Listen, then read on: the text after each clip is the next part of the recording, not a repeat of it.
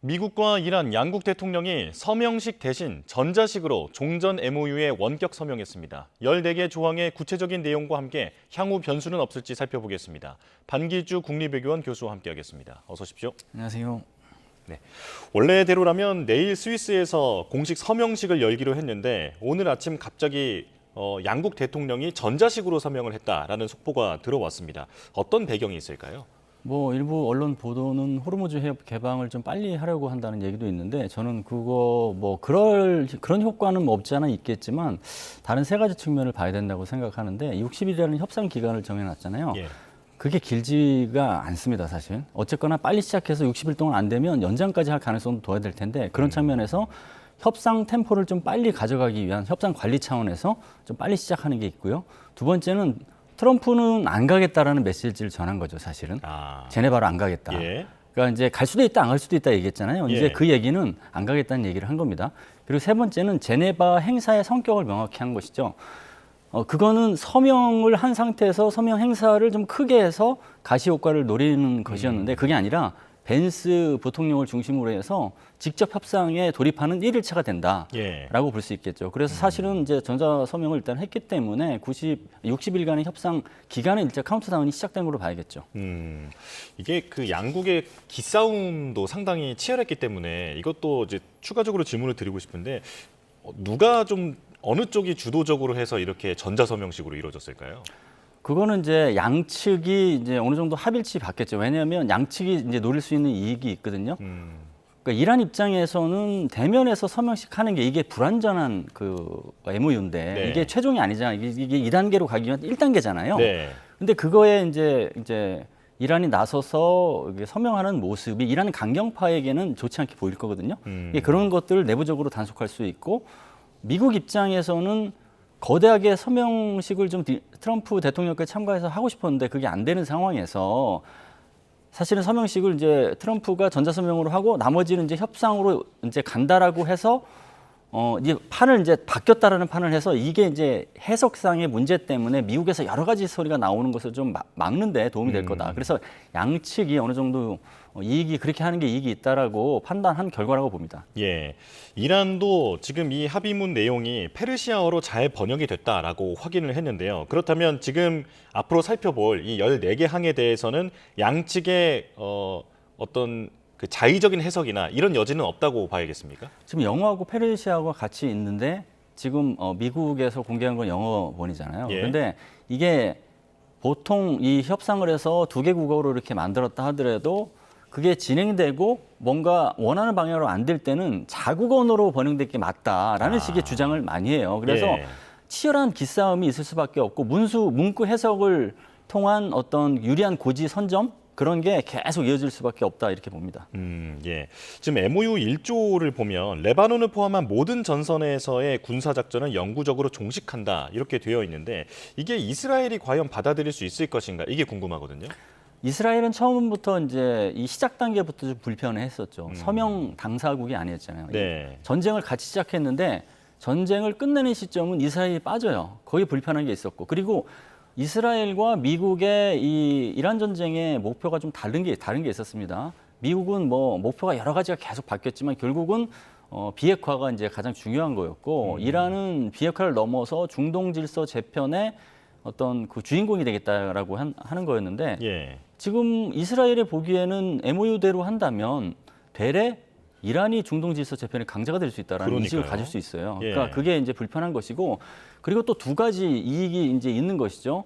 이스라엘 입장에서는 이 레바논을 이렇게 포함시키지 않고 별도로 이렇게 독자적으로 행보를 하는 게 첫 번째는 안보적 이익인데 레바논 전선은 1982년부터 지금까지 계속 해온 전쟁인데 이란 전쟁의 여파로 이게 전쟁이 끝나면 이스라엘 안보적 이익이 침해된다 이렇게 판단할 것이죠. 그리고 네타냐후의 정치적 이익, 사법 리스크를 막기 위해서 네타냐후가 권력을 계속 장악해야 되는데 그러려면 외부 위협이 필요하다라는 측면 때문에 이견이 있어서 독자적인 행보를 갈 가능성이 높은데 당분간은 쉽게 하진 않을 겁니다. 왜냐하면 이스라엘 입장에서도 동맹 리스크 관리가 필요하기 때문에. 근데 어느 촉발 요인이 좀 부상돼서 이게 협상이 좀 잘 안 된다 그러면 독자 행보를 가시화할 가능성을 배제할 수 없습니다. 예.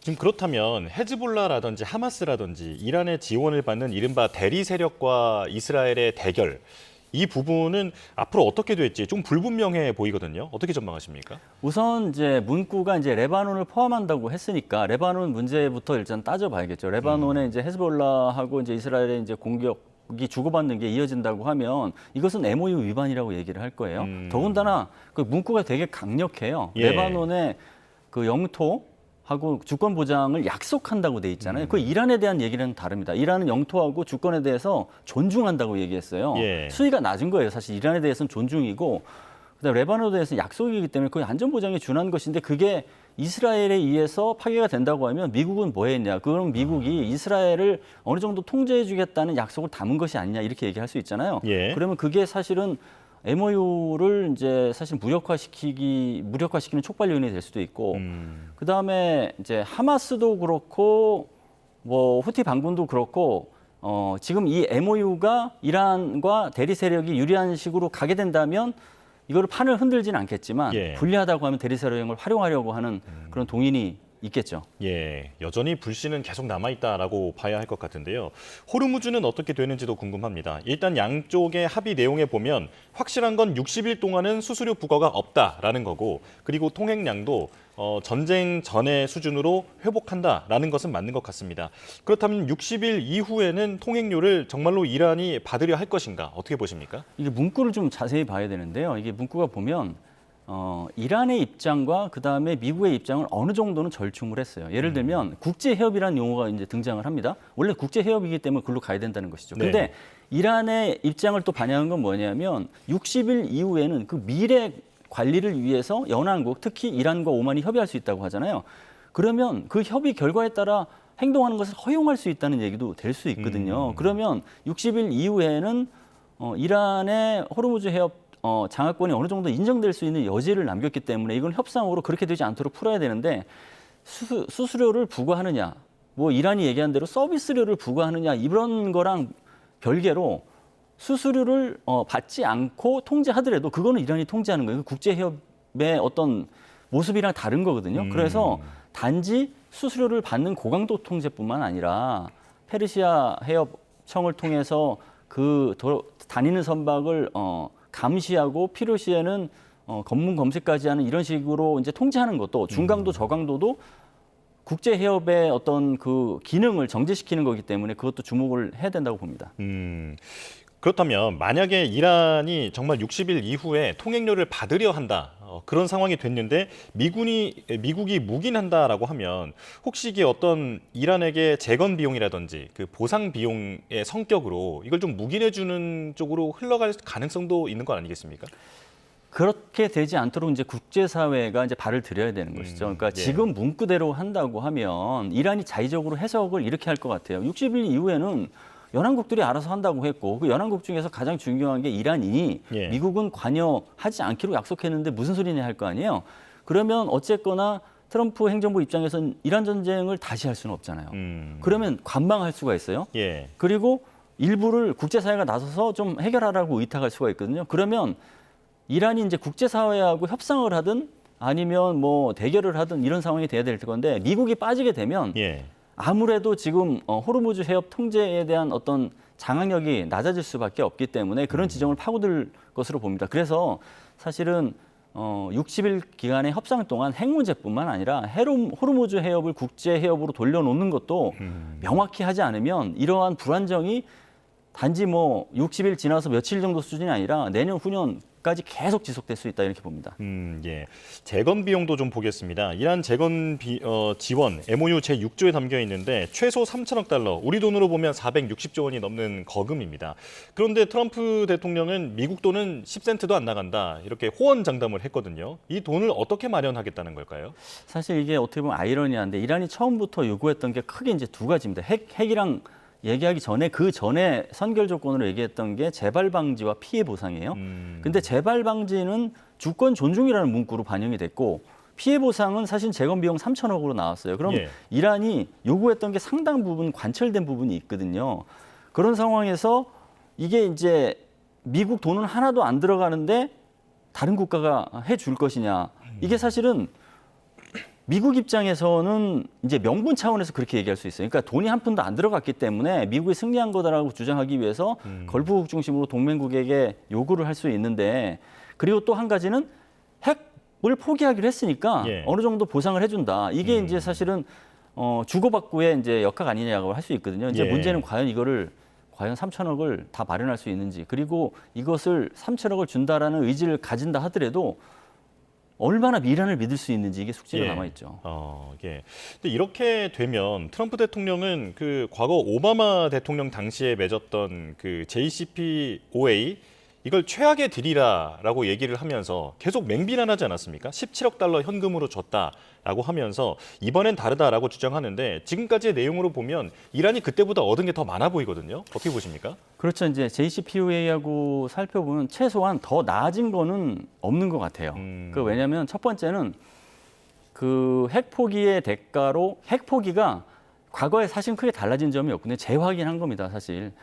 이란이 핵을 보유하지 않겠다는 얘기는 계속했는데 이번에 재확인을 해서 문구로 담았다는 건 의미가 있어요. 근데 그걸 이행을 해야 되잖아요. 예. 근데 재확인한 수준으로 보상으로 주기에는 3천억까지 포함됐다라는 것은 되게 큰 선물이거든요. 그러면 컨텐츠 측면에서 일부 진전된 게 있느냐라고 보면 JCPOA의 기본 구조는 일단은 현재 프로그램을 동결하고 단계적으로 비핵화를 가져간다는 거잖아요. 예. 근데 지금 트럼프 합의도 보면 이게 즉시 모든 것을 다 그냥 해제시키는 수준이 아니라 동결로 가다가 결국은 비핵화로 단계적으로 가는 방향 쪽이에요. 왜냐하면 기간도 명시가 안 돼 있고 예. 그다음에 프로그램을 일단 현재 상태에서 현상을 유지한다는 얘기가 들어가 있어요. 그건 또 동결한다는 얘기거든요. 그런 측면에서 본다면 더 낫다라는 평가를 받기는 어려운 지점이 있습니다. 핵물질도 애초에는 가지고 나오겠다라고 호언장담을 했습니다만 결국 이 MOU 내용으로 보면 이란 내에서 희석해서 폐기한다 이렇게 정리가 됐더라고요. 미국의 양보다 이렇게 볼 수 있겠습니까? 이거는 이제 명확히 이제 MOU 문구를 보면 온사이트라고 돼 있어요. 이란이라는 문구는 안 돼 있고 그렇군요. 현장이라고 돼 있는데 예. 당연히 이제 현장이라고 하면 이란을 시사하는 것이죠. 당연히 이란 입장에서는 이거 이란을 얘기하는 거다라고 얘기하는 것이고, 근데 이란으로 너무 특정하면 미국은 리스크가 있다고 판단했을 거예요. 그러니까 온사이트라고 해서 나중에 상황이 바뀌면 온사이트의 의미를 재해석함으로써 이란을 강압하기 위해서 이런 용어를 썼겠죠. 근데 이게 과연 이란이 얼마나 진전성이 있을지가 상당히 문제이기 때문에 예. 그래서 이제 IAEA, EIA의 감독을 이제 하는 상태에서 현장에서 희석하겠다는 식으로 얘기를 이제 달아놓은 거고, 그리고 이제 이거를 다 총체적으로 최종 합의가 되면 안보리 결의까지 해서 국제 사회가 이것을 단속하고 모니터링할 수 있게 하겠다는 것이죠. 그러니까 이게 이제 안전장치를 걸어놓은 것도 주목해야 될 부분이긴 합니다. 예. 그렇다면 이제 교수님 말씀을 들어보면 지금 미국이 지난 오바마 당시 합의 때에 비해서 더 많이 얻었다라고 보기가 어려운 상황이라면 이제 미국 내에서도 비판 여론이 갈수록 힘을 얻을 것 같거든요. 그렇다면 중간 선거도 앞두고 있는 트럼프 대통령이 이제 다시 좀 마음을 바꿔서 더 강하게 압박을 한다든지 합의 내용을 바꾸려 한다든지 이런 변수는 없겠습니까?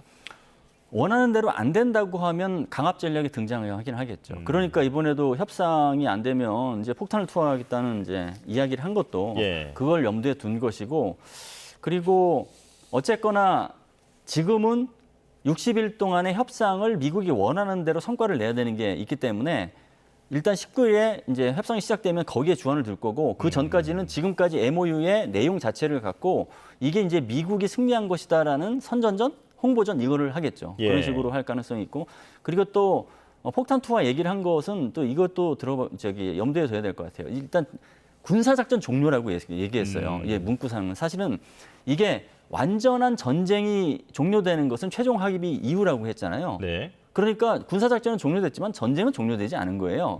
근데 군에서는 전쟁이 종료된 것으로 사실은 데비테스를 느슨하게 하면, 그러니까 말씀하신 대로 유사 상황에서 다시 군사력을 사용하는데 어려움이 있을 수 있잖아요. 그러니까 군사 데비테스 유지도 이렇게 인식을 둔 발언이라는 것을 고려한다고 하면 지금의 이렇게 그 MOU의 초기에 그 어떤 타결에 너무 장밋빛 희망만을 갖고 보기에는 좀 리스크 관리 측면에서도 신경 써야 되는 게 있다 이렇게 봅니다. 예. 그럼에도 설전을 넘어서서 다시 예전 같은 교전이 벌어질 가능성은 매우 낮다라고 분석하는 시선도 있더라고요. 왜냐하면 양측이 군사력을 동원해서 실제로 맞붙으면 더는 얻을 게 없는 상황이기 때문에 아마 말로 끝날 것이다 이런 얘기도 있던데 어떻게 전망하십니까?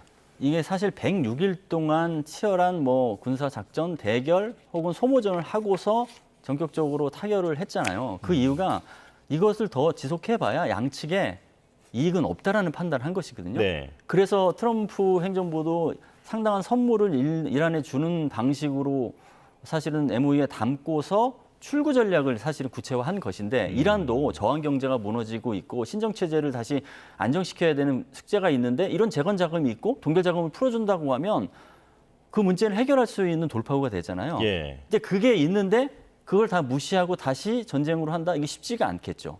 그리고 문구가 담겨 있기 때문에 이 문구가 담겨 있는 상태에서 어느 일방이 먼저 이 그 문구를 파기해서 전선으로 다시 돌아간다. 이게 이제 부담으로 국제사회가 전체가 이제 그 국가에게 문제를 제기할 거 아니에요. 그런 부담이라는 게 있기 때문에 전쟁, 그러니까 이 군사작전이 다시 시작되거나 새로운 전쟁으로 시작되는 것은 일단 주춤할 수밖에 없다 이렇게 봅니다. 예, 변수가 많이 남아 있습니다만 전쟁을 끝내야 한다라는 이해관계만큼은 양측이 확실히 일치하는 것 같습니다. 여기까지 설명 듣겠습니다. 반길주 국립외교원 교수와 함께했습니다. 고맙습니다. 감사합니다.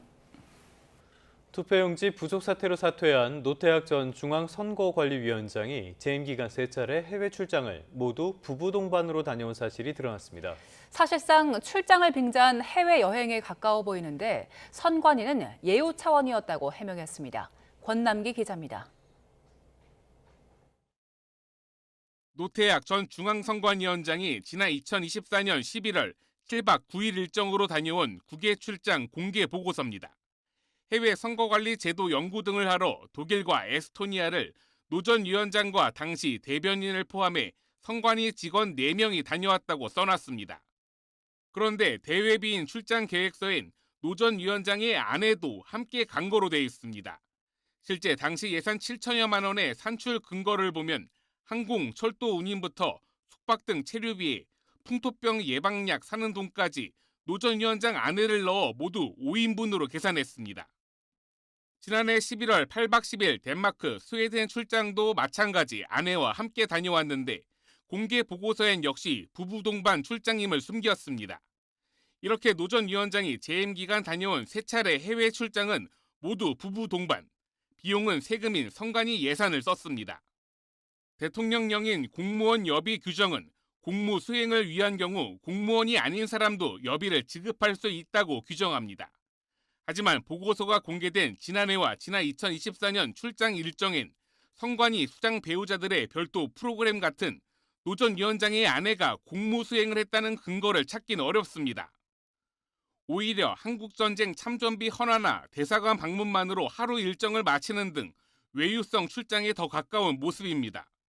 중앙선관위는 노 전 위원장의 부부 동반 해외 출장 비용을 세금으로 처리한 이유에 대해 헌법기관장의 지위와 역할에 상응하는 예우를 고려했다고 해명했습니다. 또 앞으로는 국민 눈높이에 맞게 예산을 편성할 예정이라고 덧붙였습니다. YTN 권남기입니다. 네, 지방선거의 최대 승부처로 꼽히는 서울에서 치열한 접전 끝에 역전 드라마가 펼쳐졌죠. 사상 첫 5선 서울시장에 이어 이제는 차기 대권 주자로 거론되고 있는 오세훈 서울시장을 오늘 스튜디오에 모셨습니다. 어서 오세요. 네, 반갑습니다. 지난번에 치열한 선거전 때 뵙고 이렇게 당선되고 뵈니까 더 반갑습니다. 네, 사상 첫 5선 서울시장 타이틀 달고 집무실 딱 들어가셨을 때 기분이 어떠셨습니까? 감회가 새롭죠. 사실 그 집무실 벽에는 1위부터 7위까지 전 세계 도시 순위가 벽에 쭉 크게 붙어 있습니다. 예. 이제 제 임기 중에 그러니까 올해까지 5위에 들어가겠다는 목표 달성을 우리 간부들 회의할 때마다 보고 자극받으라고 붙여놓은 건데요. 지난주에 바꿨습니다. 연말 목표 5위를 미리 갖다 붙여놨습니다. 연말 목표 5위. 5위, 6위를 뒤바꿔놨어요. 예. 싱가포르를 이미 제친 걸로 예. 붙여놨습니다. 이제 또 심기일전에서 뛰겠다는 생각입니다. 예. 5선이지만 서울의 그 도시 순위를 더 높이겠다 목표로 시정에 임하겠다 이런 각오라고 이번에 들었습니다. 선거 기간 동안에 글로벌 3위 예. 탑3 안에 들어가겠다 하는 약속을 시민 여러분들께 드렸거든요. 이제 올해 5위 안에 들어가야 4년 내에 3위 가능할 것 같습니다. 네. 개표 방송 보느라 밤샘 분들 그날 많은데 출구조사 결과 딱 보고서는 기대를 접으셨습니까? 어떠셨습니까? 사실 그 사전투표부터 먼저 예. 개함을 하기 때문에 그 비율에 따라서 좀 달라질 수 있는데요. 예상했던 것보다 사전투표 득표 그 차이가 많이 나서 예.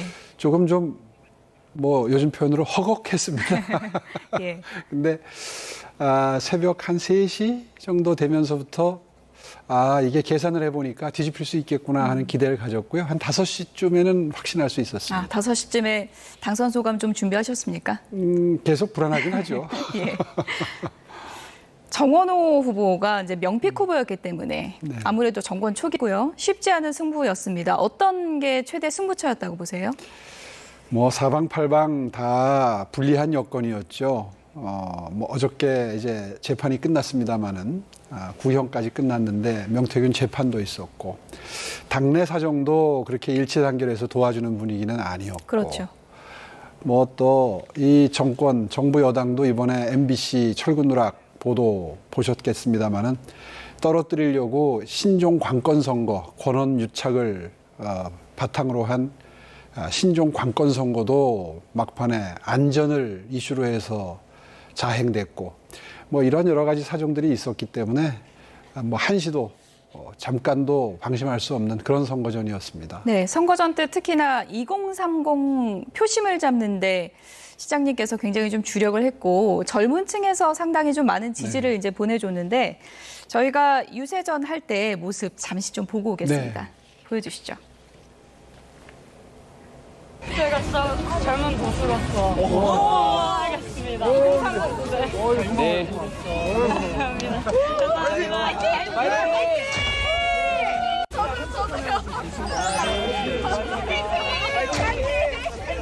어이구 어떻게 건강하게 잘했다요. 죄송해요. 벌써 머리 깎았네.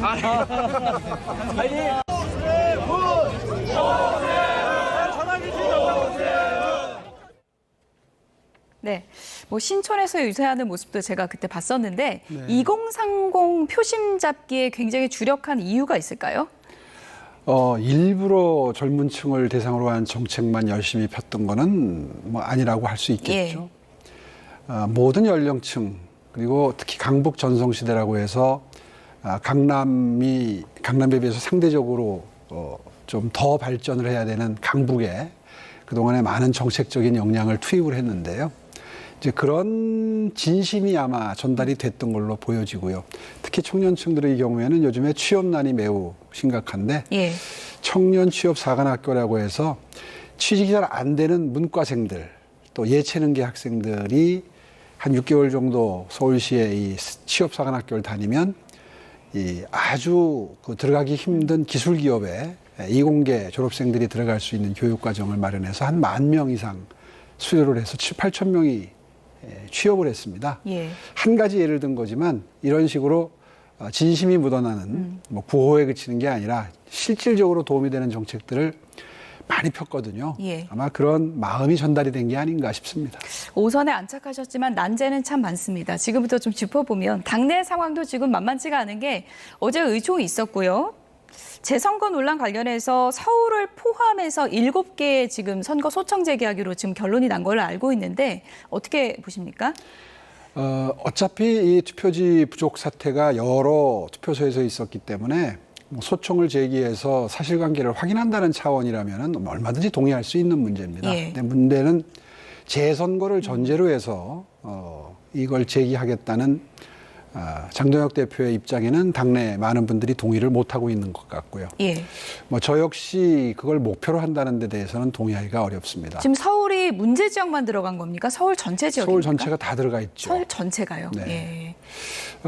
그것은 재선거를 전제로 하는 거라는 문제가 있다는 예. 생각을 하는 것이고요.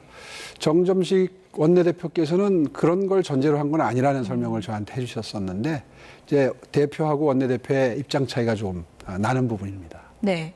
공교롭게도 이 7곳 중에서 이제 이긴 곳은 서울밖에 없어서 네.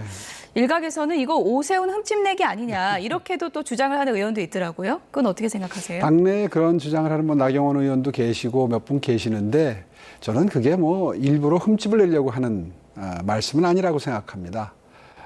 어차피 확인해야 될 거는 확인을 해야 되는 것이고요. 또 현장에서 뭐 올림픽공원에서 정치적인 구호가 나오고 있는데 거기에 화답하는 정도의 의미라면 뭐 저는 그런 주장을 정치인들이 할 수 있다고 생각합니다. 다만 제 입장에서는 예. 서울시장직이 가지는 엄중함이라든가 책임감 이런 것에 비추어 보았을 때 제가 재선거를 논의를 제기하는 것은 그건 좀 자제해야 될 일이 아닌가. 저는 그렇게 생각을 정리하고 있습니다. 나경원 의원은 뭐 내가 서울시장이라면 재선거 하자고 할 거다. 재선거하면 더 압승할 거다. 이렇게 주장을 하시던데 그 주장엔 동의하지 않으시는 거군요. 그건 이제 무책임한 주장이죠. 예. 많은 서울 시민들이 예. 뽑아주셨는데 그렇게 쉽게 얘기할 수 있는 문제는 아니라고 생각합니다. 당내에서 장동혁 대표가 뭐 재선거 계속 얘기할 때는 좀 섭섭한 마음도 있으셨습니까? 글쎄요. 그분은 이미 리더십을 상실한 지 꽤 됐습니다. 지난 선거 때 다들 뭐 기억하고 계시겠지만 장동혁 대표가 선거 운동하는데 올까봐 겁낸 후보들이 많았거든요. 오세훈 시장님도 피해 다니시지 않았습니까? 피하지까지는 않았지만 예. 오시는 거를 굉장히 경계하긴 했죠. 뭐 그런 제 입장을 이해를 했는지 예. 안 오셨는데요. 사실 달갑지 않아 하는 분들이 더 수도권에는 많았고요.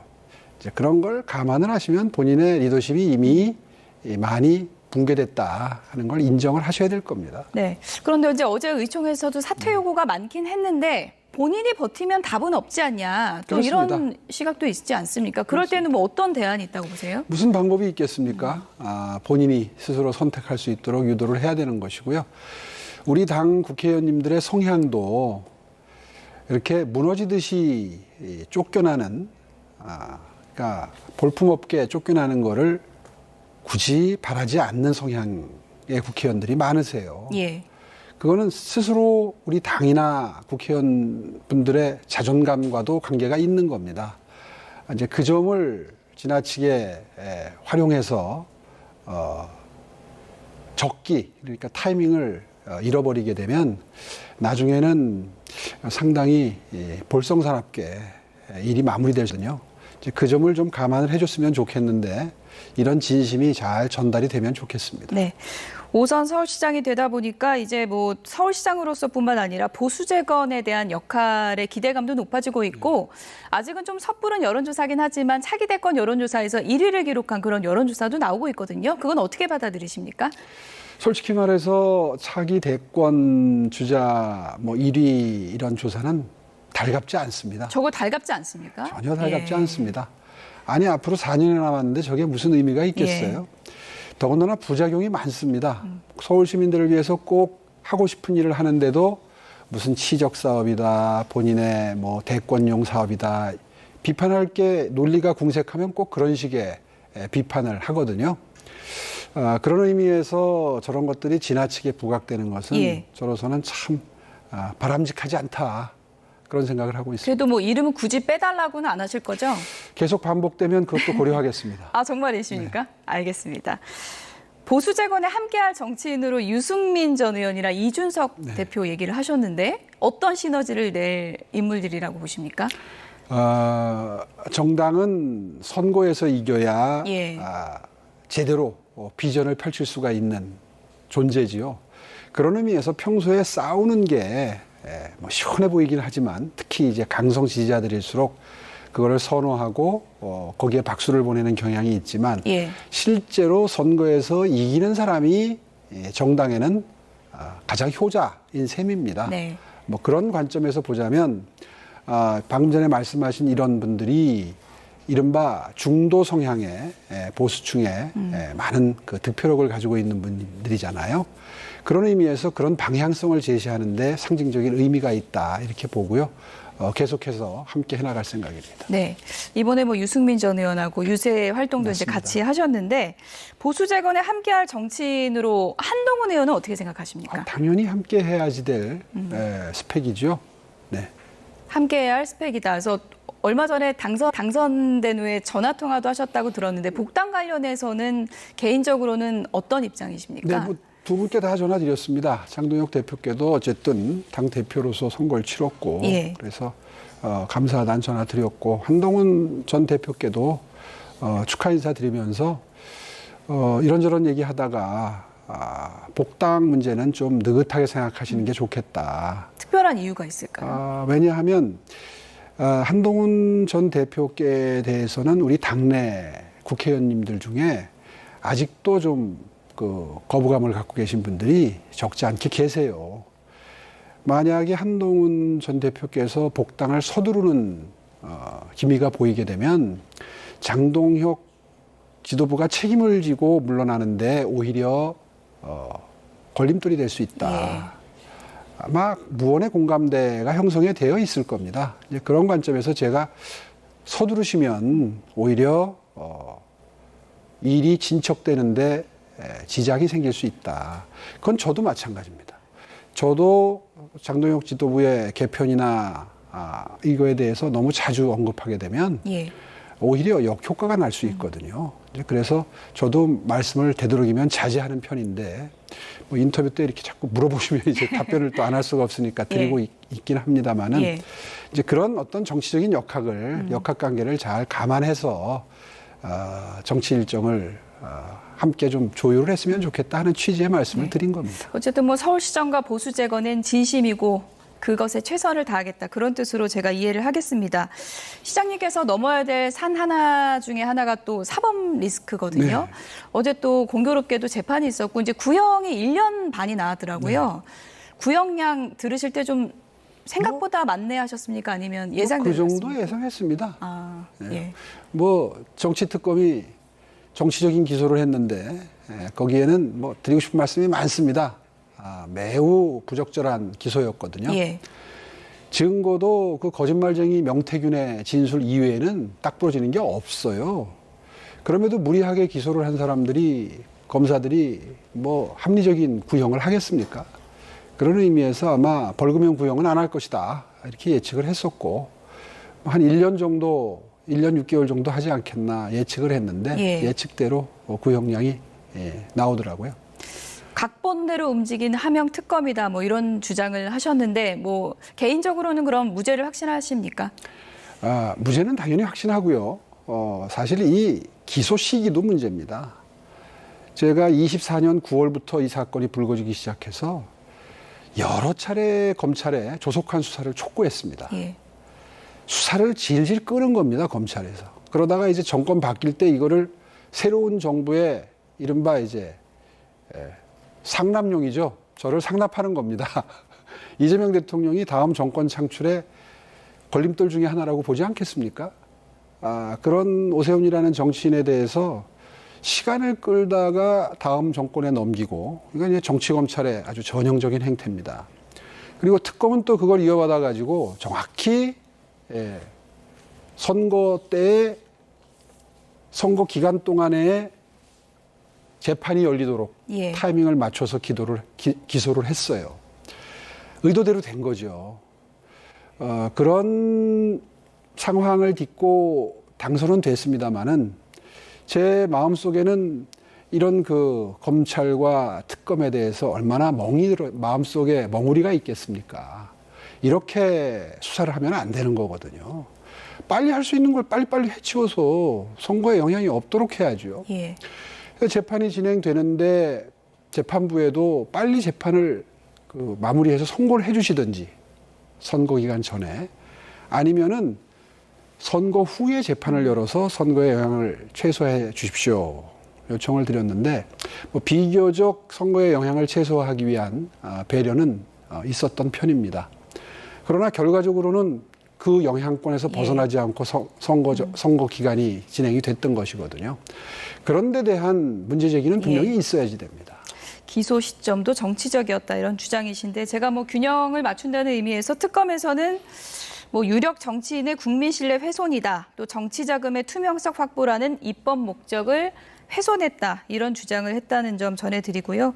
1심이 또 7월에 나오니까 그 결과를 좀 기다려 보도록 하겠습니다. 이번 기소는요. 예. 그 공표, 비공표 여론조사가 우리 쪽에 전달됐다는 게 검찰 수사 결과 한 20건이 밝혀졌는데 그중에서 딱 반만 잘라서 기소를 했어요. 이상하지 않아요? 다 기소해야 되는데. 예. 하여튼 장난질이 보통이 아닙니다. 네. 오늘 주장하신 부분에 대해서는 제가 판단하진 않겠습니다.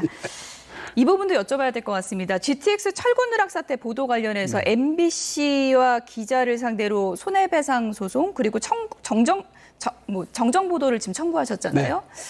이건 어떤 배경일까요? 사실은 MBC는 도구에 불과합니다. 권언유착에 의한 관건 선거라고 저는 생각하는 겁니다.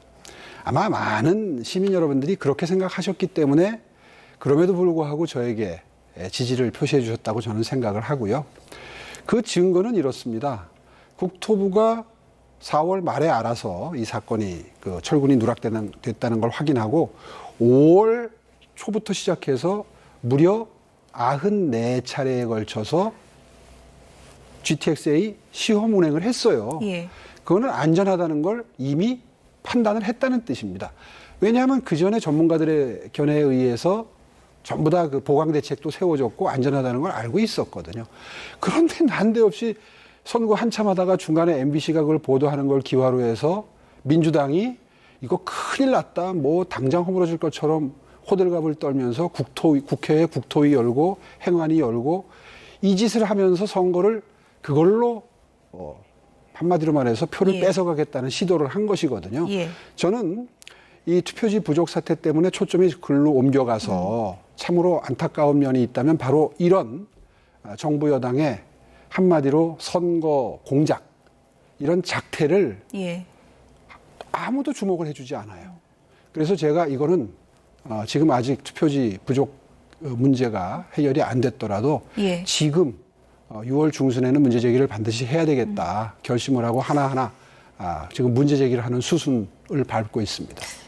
MBC 언론노조에서는 당장 이제 명백한 언론 탄압이다 하고 이제 어떻게 보면 정치를 하는 입장에서는 언론사하고 이렇게 좀 척을 지는 게 어떻게 보면 불리한 지형이 될 수도 있는 거잖아요. 그럼에도 불구하고 이렇게까지 초강경 수를 두는 이유는 어떤 부분입니까? 간략하게 좀 답변해 주시죠. 제가 한 20년 이상 정치를 했는데 제 품성이나 스타일을 아실 거예요. 뭐 불필요하게 갈등을 조장하거나 아니면 문제를 일으켜서 주목을 끌고자 하는 그런 행태를 자주 보이는 정치인은 아니라는 건 아마 우리 유권자분들도 국민 여러분들도 아실 겁니다. 제가 왜 선거가 끝났는데도 굳이 MBC라고 하는 영향력 있는 언론을 상대로 해서 이렇게 불편한 관계를 만드느냐. 그만큼 큰 문제의식을 가지고 있고 다시는 이런 일이 재발돼서는 안 되겠다. 민주당이 여당만 되면요, 이런 일을 흔히 합니다. 선거를 실력 대 실력으로 치르려는 생각보다는 이런 꼼수, 그러니까 공작을 펼쳐서 무엇인가 목적을 달성하고자 하는 이런 선거는요, 이번에 투표지 부족 사태보다도 훨씬 더 심각한 반드시 바로잡혀야 될 그런 그 선거 행태라고 생각을 하고요. 거기에 그 이유가 있습니다. 마지막에 중요한 질문을 남겨놔서 이 질문을 끝으로 마무리를 해야 될 것 같은데 서울 시민들의 5대 명령을 관철하겠다 이렇게 약속하셨잖아요. 어떤 내용이고 또 어떻게 노력하실 건지 알려주시죠. 네, 일단 서울 시민 여러분들이 가장 관심을 가지신 게 주택, 부동산 문제인데 이 재개발 재건축이 가장 유효적절한 수단이고 그것이 지금 조합원 지위 양도나 대출 제한 때문에 진도가 안 나갑니다. 그래서 적어도 이 문제만큼은 정부에서 풀어줘야 정부도 부동산 안정을 바라니까요. 두 번째는 임대, 다시 말해서 전세, 월세, 이게 지금 뭐 물량 자체도 대폭 줄었고 가격도 지금 폭등하고 있지 않습니까? 그래서 이걸 해결하기 위해서는 정부의 기조대로 민간 임대 사업자들을 적대시하는 정책을 철회하고 많이 짓도록 유도해야 공급이 되고 가격이 떨어질 거 아니에요. 그 문제. 그다음에 세금으로 해결하겠다. 보유세 올려서 뭐 물건을 시장에 내놓게 하겠다. 이거는 공급처럼 보이지만 실제로는 그냥 매물을 내놓는 겁니다. 그것 때문에 전세 물량이 줄어드는 측면도 있습니다. 그래서 그 정책에 대해서도 문제를 제기할 거고요. 네 번째는 수도권 규제를 완화해야 됩니다. 이미 런던이나 도쿄나 파리 같은 도시들은요. 그 저희와 비슷하게 수도권 규제를 했었어요. 그런데 벌써 10년 전, 15년 전에 수도권 규제를 하니까 전체적으로 나라의 성장 동력이 떨어진다 하는 관점에서 수도권을 오히려 강화하는 쪽으로 방향을 전환했습니다. 네. 우리도 그거 이제 한번 고려해 볼 만한 시점이 되지 않았느냐 하는 건의를 하고 싶고요. 그다음에 마지막으로 공소취소 특검 포기하시라. 그 말씀 드리겠다는 그 예. 5가지입니다. 앞서 인터뷰 초반에 집무실 얘기하셨는데 시정 끝나실 때는 글로벌 톱3 안에 드는 겁니까? 예, 뭐 정말 그 단단히 마음 먹고 한번 해보겠습니다. 네. 4년간 서울에 미쳐 있을 거다라는 오세훈 서울시장의 각오를 들어봤습니다. 오늘 나와주셔서 고맙습니다. 네, 고맙습니다. 6.3 지방선거 투표용지 부족 사태로 시작된 서울올림픽공원 핸드볼 경기장 봉쇄 시위가 2주째로 접어들고 있습니다. 밤사이 시위 현장에서 30대 남성이 흉기로 난동을 부리다가 병원으로 이송되는 사건까지 발생했습니다. 취재기자 연결해서 자세한 내용 알아보겠습니다. 윤혜리 기자, 밤사이에 시위 현장에서 흉기 난동이 있었다고요? 네, 어젯밤 10시 반쯤 올림픽공원 핸드볼 경기장 앞에서 30대 남성이 태극기를 든 상태로 자신의 팔을 자해했습니다. 이 남성은 또 주변에 있는 시위 참가자들을 향해 흉기를 휘두르며 위협을 가하기도 했습니다. 당시 올림픽공원에 모인 인파는 경찰 비공식 추산으로 2,000명에 달했습니다. 현장에 있던 경찰이 흉기를 빼앗고 제압해 소동은 일단락됐고 남성은 병원으로 이송됐습니다. 경찰은 이 남성을 상대로 자해 의도 등 정확한 사건 경위를 확인하고 있습니다. 네, 벌써 시위가 2주째로 접어들고 있는데 상황이 진전될 기미는 보이지 않는 겁니까?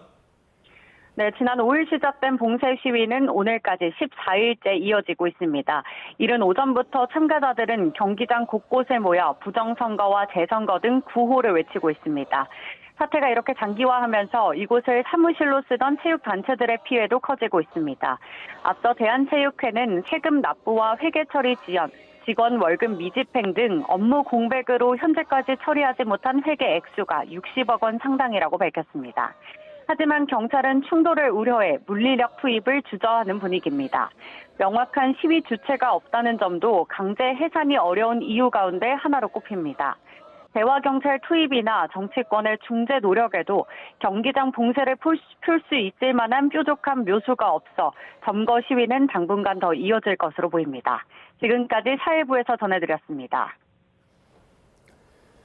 6.3 지방선거 당일 투표용지 부족으로 실제 투표하지 못한 유권자가 전국에서 최소 39명에 달하는 것으로 파악됐습니다. 당시 중앙선관위원장은 투표용지 부족 사태가 벌어진 걸 언론 보도를 보고서야 알아챈 것으로 나타났습니다. 박희재 기자입니다. 6.3 지방선거 당시 투표용지 부족으로 실제 투표 중단이 발생한 투표소는 최소 26곳. 유권자들은 다 합쳐 10시간 넘게 투표를 하지 못했습니다. 그런데 당시 이곳 투표소에서 최소 39명이 투표하지 못한 것으로 확인됐습니다. 용지 부족이 가장 심각했던 송파구 잠실 7동 제2투표소가 17명으로 가장 많았는데 투표 대기표를 받고 집으로 돌아갔다가 돌아오지 않은 사례가 상당수였습니다. 실제로 참정권 침해가 발생한 건데 상황이 이런데도 지방선거 당일 컨트롤타워 중앙선관위는 언론 속보를 보고서야 처음 상황을 알아챈 것으로 파악됐습니다. 중앙선관위는 투표용지 부족 사태를 서울시 선관위로부터 보고받은 것이 아니고 언론 보도를 통해서 알게 되었으며 선거관리위원회의 내부 보고 체계가 작동하지 않았던 건데 중앙선관위원장은 사태 발생 전에는 투표용지를 50% 축소해 인쇄한다는 지침조차 몰랐습니다. 선관위는 조직 수장에게 투표용지 인쇄 규모라는 선거 핵심 업무조차 보고하지 않았던 겁니다. 일부 투표소에서 투표 마감을 밤 10시로 연장한 결정도 중앙선관위 사전 보고 없이 서울시 선관위가 알아서 내린 판단이었습니다. 중앙선관위 위원장은 이번 사태 발생 이후에 투표용지 인쇄 축소 지침의 존재를 알게 되었다고 했습니다. 참정권 침해 사례가 실제로 확인되면서 선거 효력 등을 따지는 행정심판인 선거소청도 100건 넘게 접수된 거로 확인됐습니다. 60일 안에 심사를 거쳐 재검표나 재선거 여부를 결정하게 되는데 다만 실제 진행 가능성은 크지 않아 보입니다. 최근 10년 사이에 치러진 지방선거에서 접수된 선거소청은 모두 56건에 달했지만 실제로 재선거는 단 한 차례도 없었습니다. 초유의 투표용지 부족 사태의 실체가 드러날수록 사전 대책과 사후 대응 모두 미흡했던 인재에 가까워지고 있습니다. 자체 규명위원회 활동과 더불어 국회 차원의 진상조사까지 이루어지는 만큼 이른바 해체 수준의 개혁까지 이뤄질 수 있을지 주목됩니다. YTN 박희재입니다. 투표용지 부족 사태 진상을 규명하는 검경합동수사본부가 오늘 투표소에서 근무했던 지자체 공무원들에 대한 전방위 조사에 나섭니다. 합수본은 오늘 서울중앙지방검찰청에 있는 사무실로 투표용지 부족 사태가 일어났던 투표소 3곳에서 근무한 투표관리원 9명을 참고인으로 불러 조사합니다. 합수본은 이들을 상대로 투표 당일 행적과 준비 상황, 어떻게 대처했는지 등을 확인할 전망입니다. 경찰이 체육단체의 경기장 진입을 가로막았던 시위 참가자에 대한 수사에 착수했습니다. 개표소 시위가 이어지는 가운데 경찰이 봉쇄 사태 해결을 위해 적극적인 개입에 나설지도 관심입니다. 이수빈 기자가 보도합니다. 성조기를 치마처럼 두른 한 여성이 경기장 출입문 손잡이를 붙잡습니다. 인파에 둘러싸인 채 1시간 넘도록 문 앞을 막아섰습니다. 야권 인사들과 다른 시위 참가자들이 설득을 시도하지만 요지부동. 결국 국제대회 준비와 회계 업무를 위한 체육단체의 경기장 진입은 무산됐습니다. 경찰은 해당 여성을 포함한 일부 참가자의 진입 저지를 업무 방해 행위로 보고 수사에 착수했습니다. 현장 영상 등 체증 자료를 토대로 관련자 특정에 나섰습니다. 경찰의 엄정 대응 방침에도 개표소 봉쇄 시위는 2주 가까이 계속되고 있습니다. 체육단체 진입을 앞두고 마찰을 빚었던 출입구 앞은 시위 인파로 가득 찼고 연신 구호가 이어졌습니다. 개표소를 봉쇄하는 시위가 길어지면서 이곳 경기장을 이용하는 체육단체들의 불편함도 갈수록 커지고 있습니다.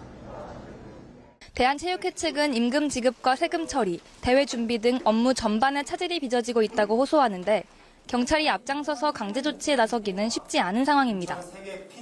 특정 단체가 주도하는 집회가 아닌데다가 과도한 물리력 행사 논란도 우려되기 때문입니다. 다만 경찰이 경찰관 모욕 사건도 수사하고 있는 만큼 공권력을 향한 불법 행위가 추가로 확인될 경우 향후 대응 수위를 높일 수 있다는 관측도 나옵니다. YTN 이수빈입니다. 프랑스 에비앙에서 열린 주요 7개국 정상회의에 참석한 이재명 대통령은 현지 시각 17일 도널드 트럼프 미국 대통령으로부터 골프 제안을 받았다고 밝혔습니다. 이 대통령은 순방을 마치고 귀국 비행기에 오른 뒤 자신의 SNS에 트럼프 대통령과 함께 찍은 셀카 사진을 공개했습니다. 이어 앞서 트럼프 대통령에게 우리 부부와 골프를 함께 하겠다고 약속받았는데 오찬 후 헤어지면서 다시 골프를 꼭 하자고 했다며 지나가는 말인 줄 알았는데 준비해야 할 것 같다고 적었습니다.